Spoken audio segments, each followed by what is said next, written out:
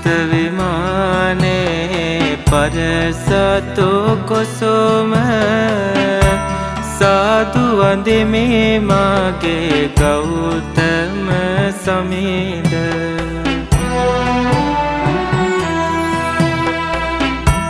සසර ගමන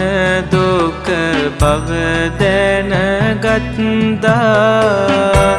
සසර පුරා පතිනිය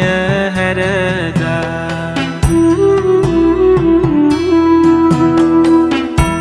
අතිර භවයේ සැනසුම් සුව